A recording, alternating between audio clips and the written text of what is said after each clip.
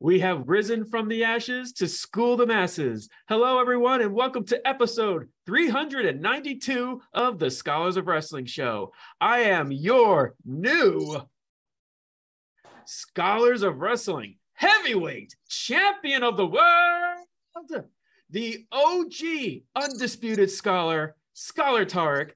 Hi. Alongside me this evening is my Undisputed Scholars tag team partner, Scholar Brian. Hi, Brian. If it had to go to anybody else, I am glad that it went to you. It's nice to be back after a couple weeks of COVID brain, but now we're back. We're on track, and some good shit's been going on in the wrestling world. That's it. It certainly has. It's been a wild 2 weeks. And joining us is someone who's I've been noticing is really fighting to join our ranks as Undisputed Scholar. The Scholars of Wrestling party champion, who is also Mr. Scholar in the Bank, the beefcase holder himself, Scholar Charlie. Hi, Charles. Your new party champion and Mr. Beefcase.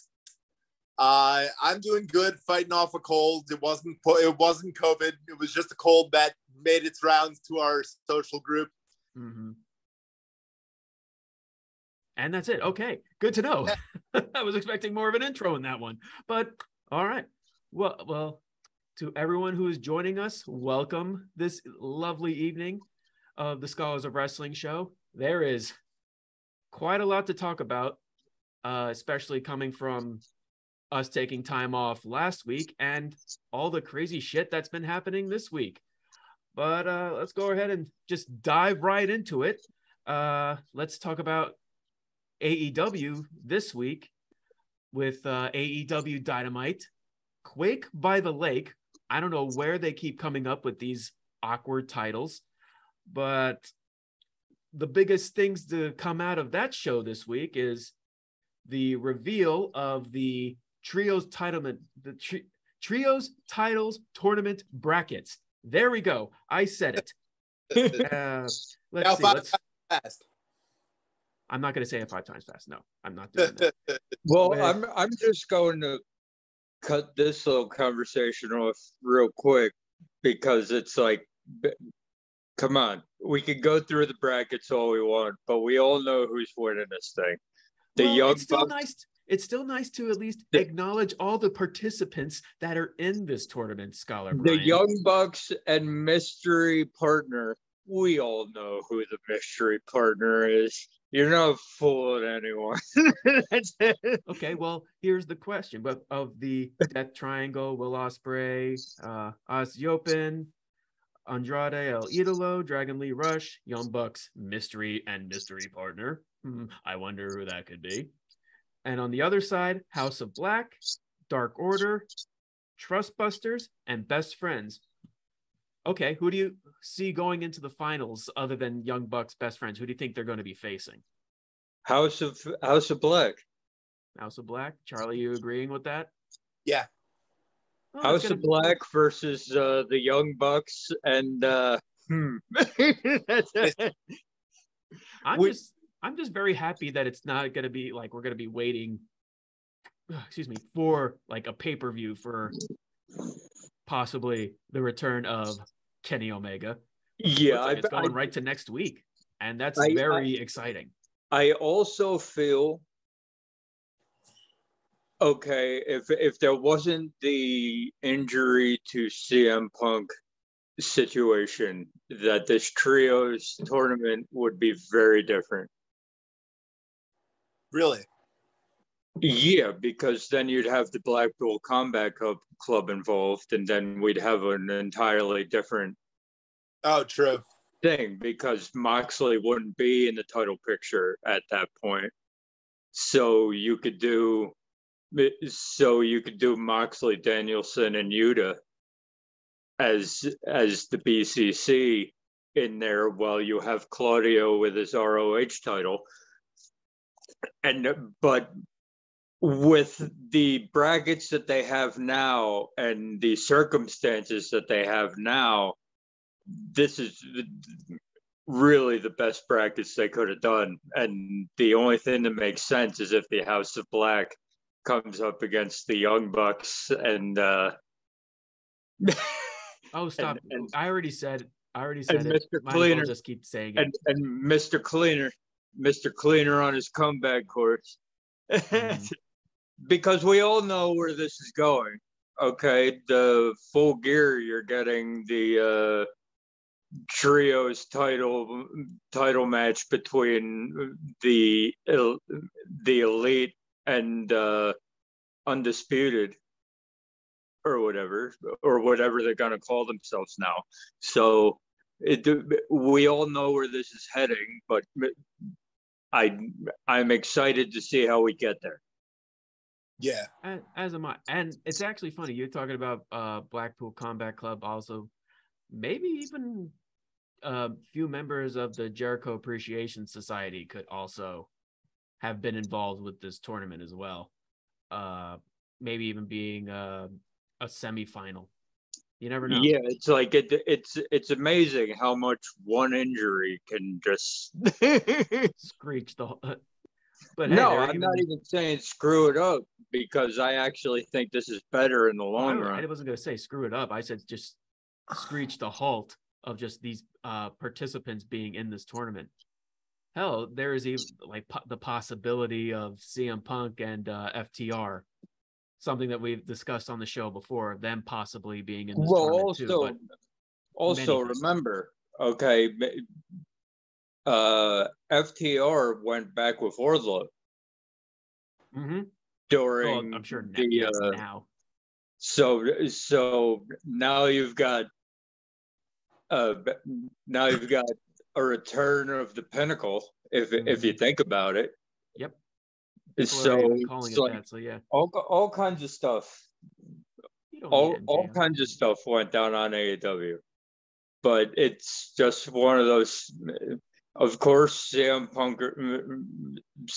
Punk returns, and we're gonna get that. Mm-hmm.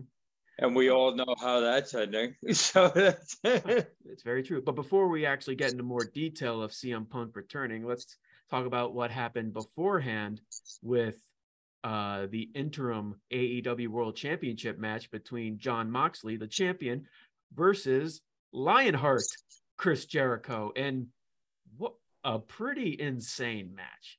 It was a great match. I loved every second of it. They put on a clip.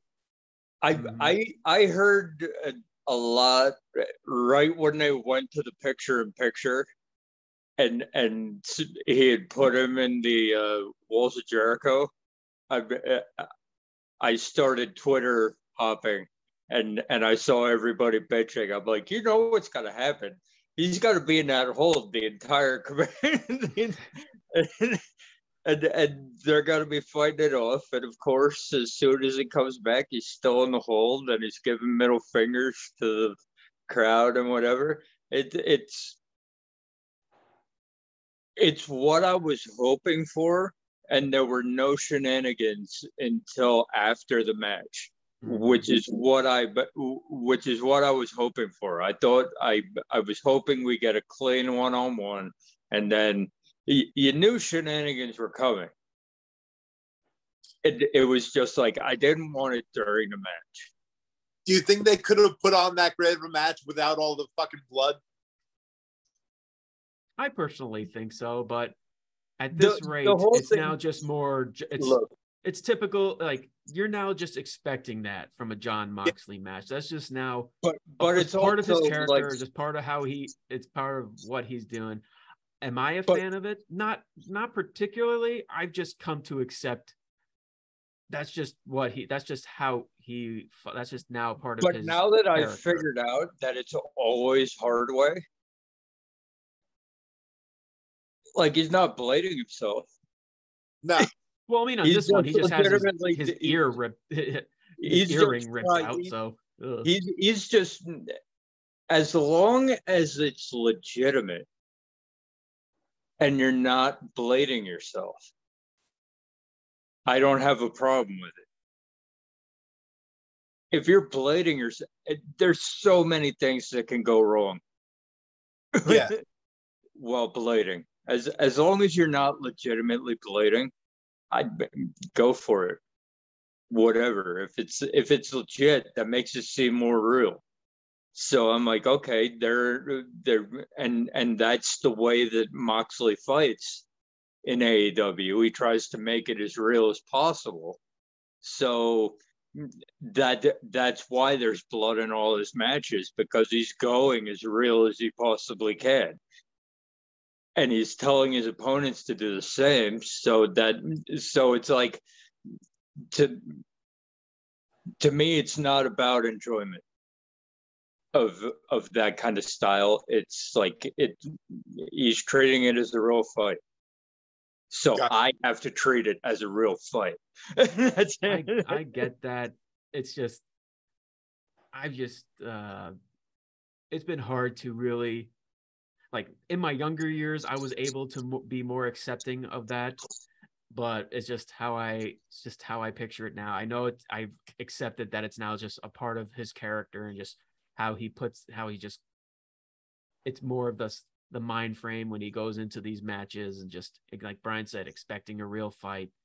But yeah, one thing I just feel like if it just keeps happening too much, and it's just, well, because it kind of takes the enjoyment away when he does it for world title matches. I get it.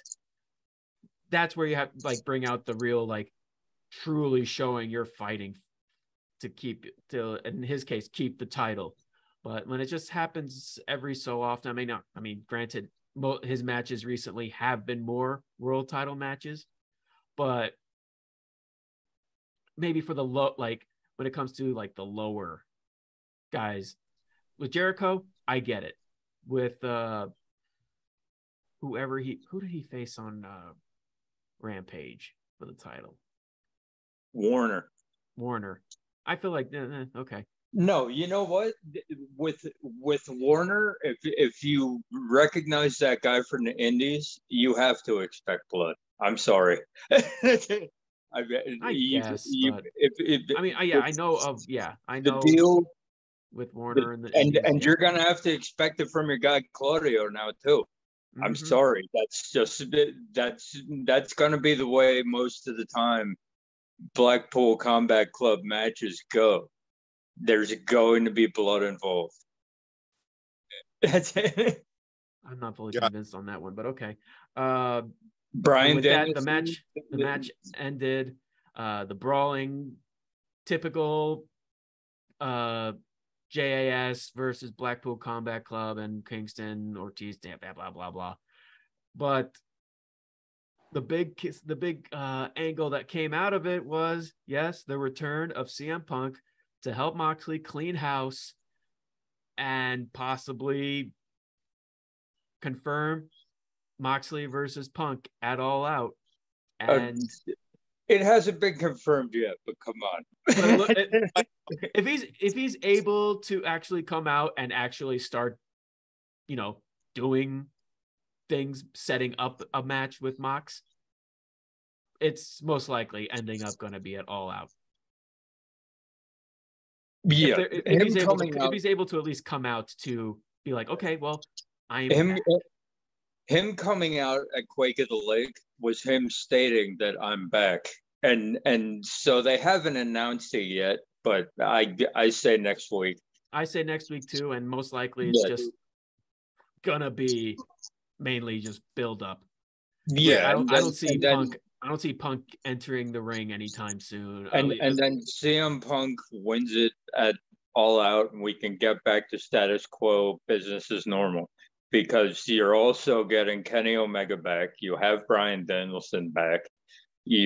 Adam Cole is going to be ring ready in a couple weeks. He did the angle to set up everything, but he's not ring ready yet. But he will be for the time when that match is needed. So we're getting back to where we were before CM Punk got hurt. Seeing where we're gonna go from there. So just whatever it was, was now on pause because of the injury. Now let's see where it's going to go. And now with more people coming back from the injury curse of 2022. Yay. I'm no pun intended, all in. Knew you were going there. And that's the AEW side of things. Now let's go on over, hop that fence, and do the go on the WWE's lawn and just now witness the real McMahon Helmsley era beginning in WWE. Starting with let's just go ahead and we didn't have an episode last week, but let's just give a quick facial hair rating of what we thought of SummerSlam. Charlie, you can go first. What did you think? Full beard. Full beard? 4 out of 5? Full beard. Like what were the small things that you, other than Brock Lesnar, lifting up the ring with a which was possibly the highlight for everybody that watched that show. It was awesome. It was an enjoyable show to watch. There were a few matches that lacked, and that's why I wouldn't give it a perfect score. Ryan? I would also go full beard. It was an enjoyable watch. There was nothing that was complete shit. Okay, you could understand why the botches happened in those matches that were. It's hard when you're outside, you're in a humid environment. Okay, you're trying to do stuff that probably shouldn't be doing in that kind of environment, and it shows on the screen. So I didn't really take points off for that, but it's like I can't give it a perfect because it wasn't perfect.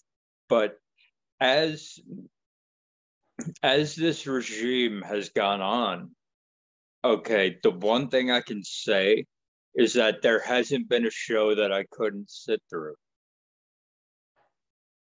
It's like there hasn't been a show where I needed to get up and move around and walk out of the room and like there's nothing enjoyable that's going on my screen right now.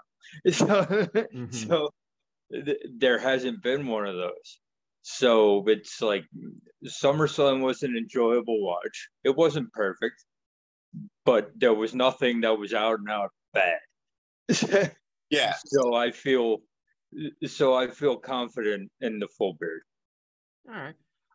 I'm gonna also go full beard, but I'm gonna go like full beard. It's like a full beard that's just slowly just like growing out, almost reaching that goat face level. Like a 4, I'm gonna give it like a 4.5 because I just remember really enjoying the show all out. Because the only real negative that I really had on this was the Liv Morgan and Ronda Rousey match. That's something even Charlie pointed out when we were watching, how they kind of did Liv a little dirty with Ronda just basically taking the entire match, which of course it's understandable. I mean, it's Ronda Rousey, but they did it in a way that kind of, like I said, like as Charlie put, did Liv dirty, and it's like a standard Money in the Bank title run, and that's not what she needs to get herself over.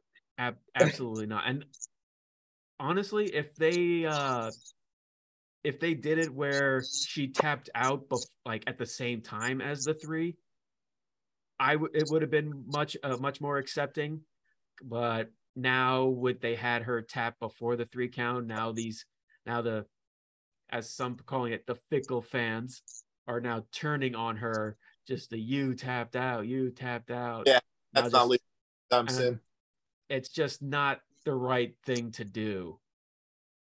To have someone who has had so much momentum, has had such generous, positive fan reaction, and now I wouldn't say it's completely destroying it, but it did hurt it a bit. I mean, she was able to get some of it back on this on tonight's episode of SmackDown, on the night of we're recording this, with her giving the bulldog to Shayna Baszler through the table and the contract signing. At first, people were chanting, "You tapped out, you tapped out." But once she did that bulldog through the table, fans were just like, "Oh, that's right. She actually is pretty cool.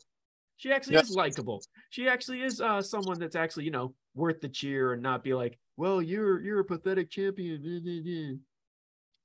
But yeah, I'm gonna give it a SummerSlam of 4.5, and that was the beginning of what's to come of the Triple H creative, the new McMahon Helmsley era, which even on that show led to lots and lots of returns of Bayley, Io Sky, and Dakota Kai.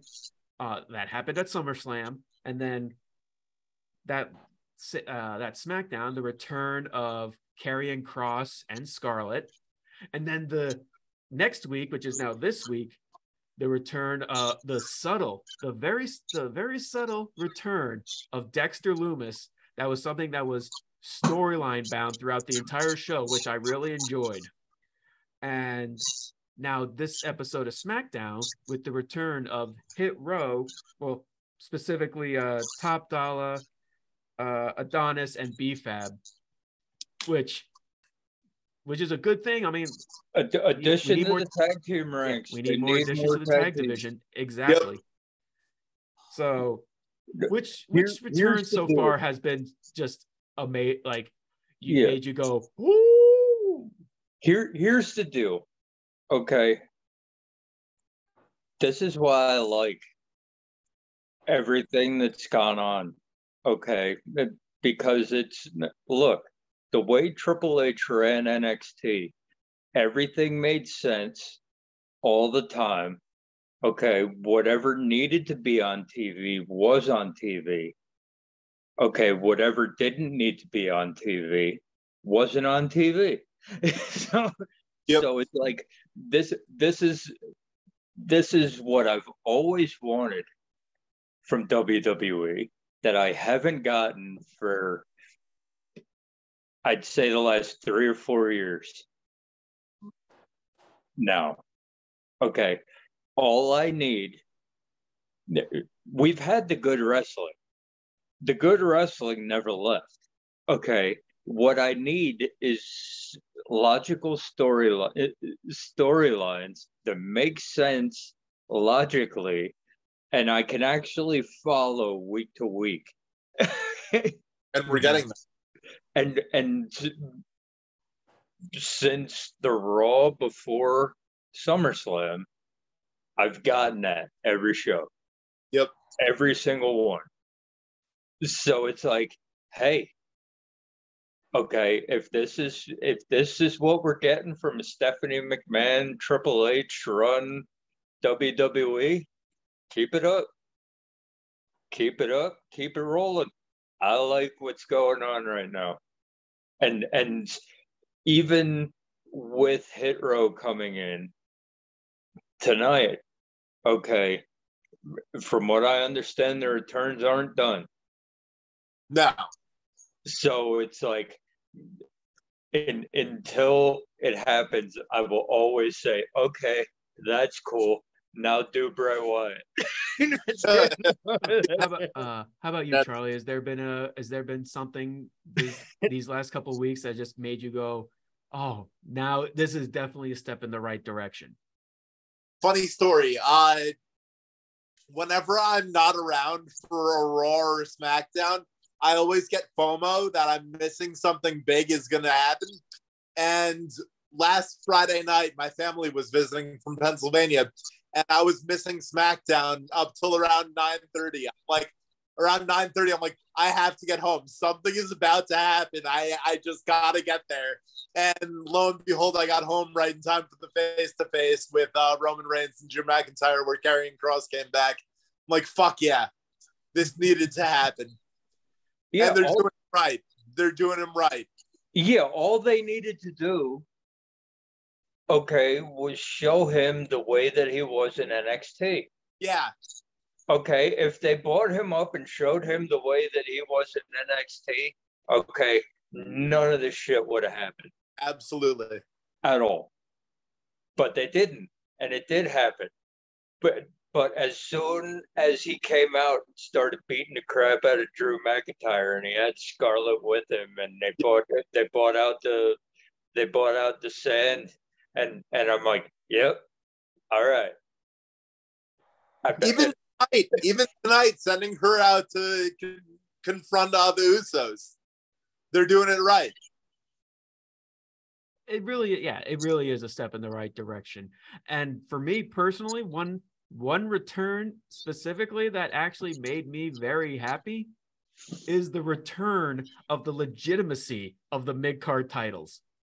Ever since the Raw after SummerSlam, and even now tonight on SmackDown, they've had video packages putting over how prestigious the United States Championship and the Intercontinental Championship, how prestigious those titles are, to a point where when people are fighting for it, they want to fight it. These are championship titles. These are not just props anymore that Vince didn't give two shits about. Yeah, Triple H did more for the mid-card titles in one night on both shows than Vince McMahon did for about 5 or 6 years. Exactly. So I'm like, hey, if we can get back to the way things were, okay, I'd even go. I wouldn't even go back to the Attitude Era. I'd go back to the Ruthless Aggression Era. If we could even go back there and treat it like that, instead of whatever god awful shit that we were doing for the last 5 years. Okay, if we could go back there, I'd be fine with it. Mm-hmm. Which is hopefully where they're headed. As I said, make your tag team division stronger, which they've done. Okay, you get the two. You build up your mid-card titles, and you do storylines that make sense. Exactly. All right, that's all I need.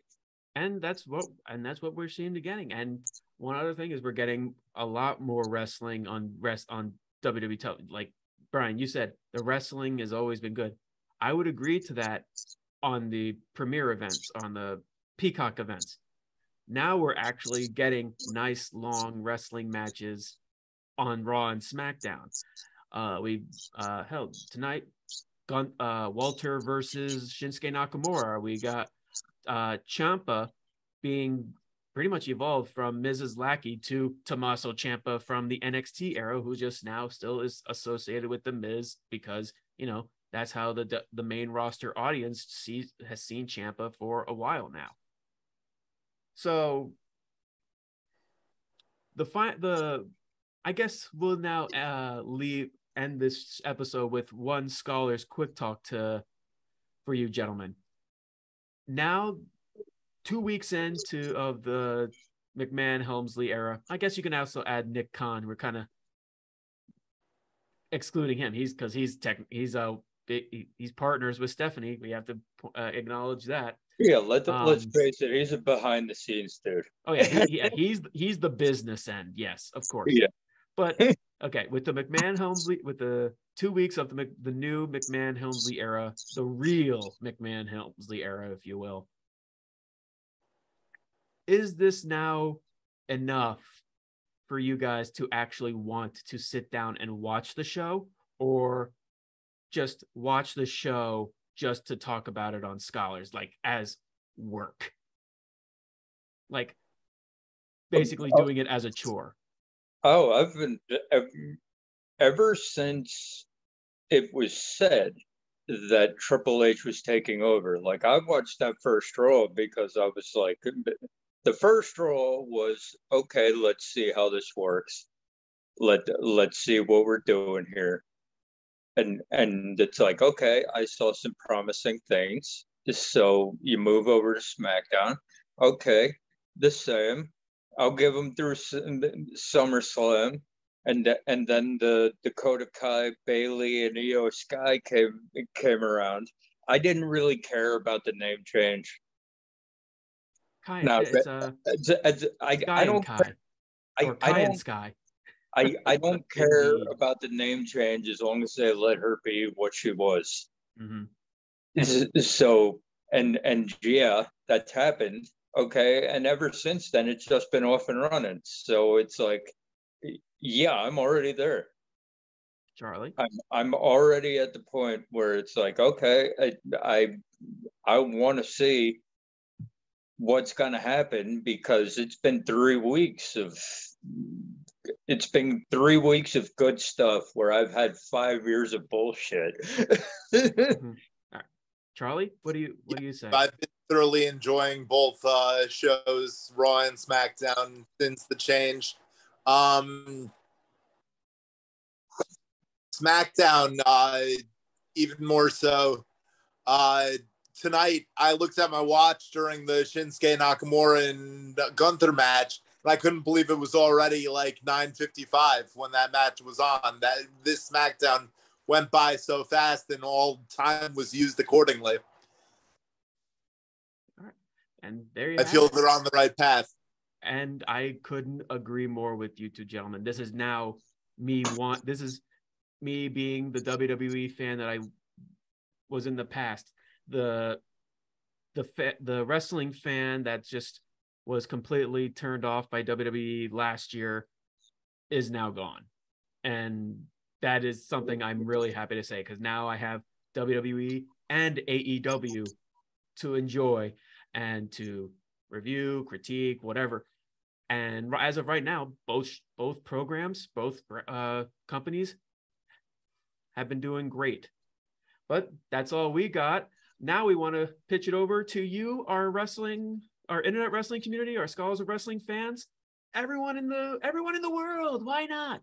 We want to hear what you guys think. What did you think of Raw, SmackDown, Dynamite? I'm not calling it Quake by the Lake anymore, because that's just a stupid name.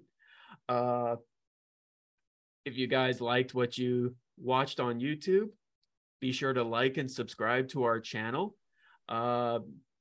For everyone who is listening on the podcast, be sure to find us on our link tree on Spotify and Apple Podcasts. And don't forget to find us on Twitter. You can find me at the Avatar. Brian, where can they find you? You can find me at Atomic Beanpole. And Charles, where can they find you? At the Charlie. The Charlie, yay! All right, well, another great episode, another great week, gentlemen. I'm super happy to have talked wrestling with you guys this week. And of course, everyone knows that we enjoy talking wrestling, because you know who we are. We are the Scholars of Wrestling, and you have just been schooled. You're welcome. All right. See you guys next week. Hopefully Jeff and Jeremy will join us then. Bye-bye. No more sickness.